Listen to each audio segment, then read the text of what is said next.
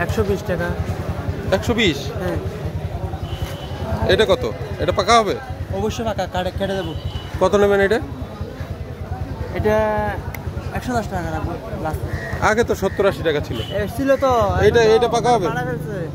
এটা বের করেন। 150 টাকা। পাকা হবে এটা? অবশ্যই পাকা, সবগুলো পাকা। দেখি বের করেন।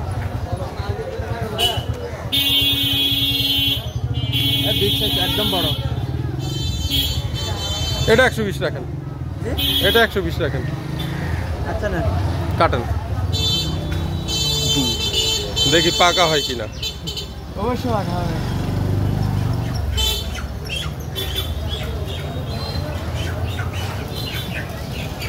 আগের চেয়ে বেড়ে গেছে এগুলো তো। হ্যাঁ হ্যাঁ হ্যাঁ। কোথা থেকে আসে এগুলা? এগুলো আসে খুলনা থেকে। এখন আসে খুলনা থেকে? হ্যাঁ হ্যাঁ। আগে তো ওই যে নোয়াখালীর ওদিক থেকে আসতো। হ্যাঁ হ্যাঁ। মধু না, ভালো আছে, ভালো। মধু মধু। হ্যাঁ, মধু। তো এইটা আপনি সকালে কিনে আনেন আড়ত থেকে? হ্যাঁ। কিন্তু ওই আড়তের প্রাইস কি বলতে পারবেন কত আড়ত থেকে নিছেন? আড়ত থেকে মনে করেন এগুলা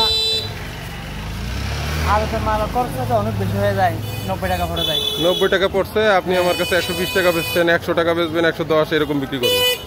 পার পিসে 10, 20, 30 এরকম। এগুলো আমার হোটেল নাস্তা খাওয়া, বাদ বাকি খরচ আছে। 150 টাকার পলিথিন লাগে। 150 টাকার পলিথিন। ওই তার মানে পার পিসে সর্বোচ্চ 10 টাকা লাভ করা যায়। এখন তো 100 টাকা পড়ে যাচ্ছে।